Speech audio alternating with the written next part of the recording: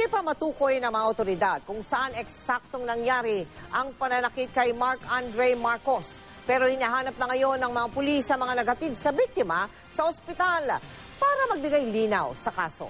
Nakatutok si June Veneracion.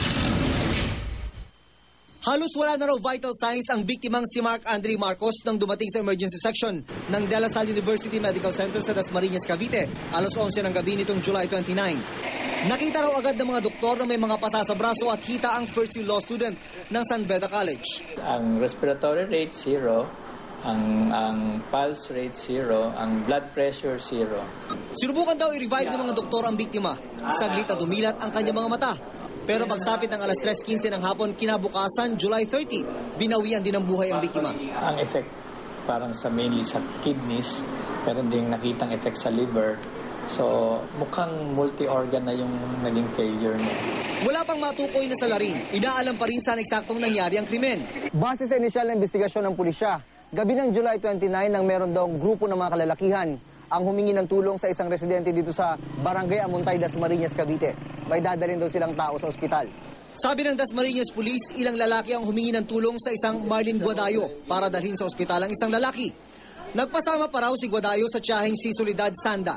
Nang dumating daw sa ospital, may kasama pa raw dalawang lalaki sina Sanda. Pero pagdating sa ospital, nawala raw bigla ang mga lalaki. Pagdating po sa ospital, iniwan naman po sila ng mga kalalakihan. So sila po ang naiwan doon. Pagdating po ng ating mga... sila na lang po ang inabutan doon sa ospital. Batay sa police report mula kay Senior Superintendent John Bulalakaw, Provincial Director ng Cavite. May text message na natanggap si Sanda habang nasa DLSU Medical Center noong gabi ng July 29. Mula raw ito sa isang Gian. Sa text message, sinabi ni Gian na naitimbre na raw niya sa pulis ang nangyari. Sa follow-up investigation ng pulisya, lumalabas na hindi raw simpleng kaso ng pambubugbog ang nangyari sa biktima. Nalaman daw nilang may initiation rites na naganap sa Dasmariñas para sa isang fraternity ng mga umano'y taga San Beda.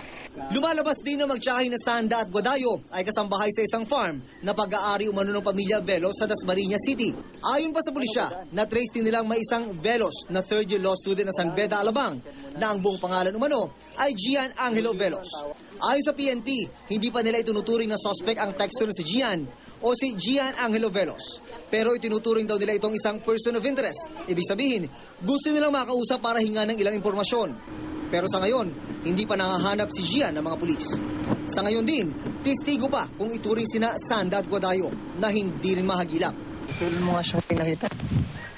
Kahapon. Kahapon, Lunes yun. Oh. Ano ba trabaho ni Marlene dito? Yan po yung katulong po dito. Utos si PNP Chief Director General Nicanor Bartolome, tutukan ng kaso. Ang Chief of Police naman ng Dasmariñas, personal na nagpunta sa San Beda Mindiola para mag-follow up. Makikipagtulungan daw ang San Beda College sa pulisya, bukod pa sa sariling investigasyon na ginagawa nila. Mas malamang na 80 to 90% maltreatment. I have directed the Provincial Director, Senior Superintendent John Bulalakaw, and the Chief of Police to conduct the necessary investigation, and I told them to dig deeper into the case. No? Nitong Pebrero lang, isa ring law student na San Beda College na si Marvin Reglos ang nasawi matapos dumalo sa isang umanong fraternity rites. Ang pamilya Reglos, labis ang lungkot sa nangyari kay Marcos.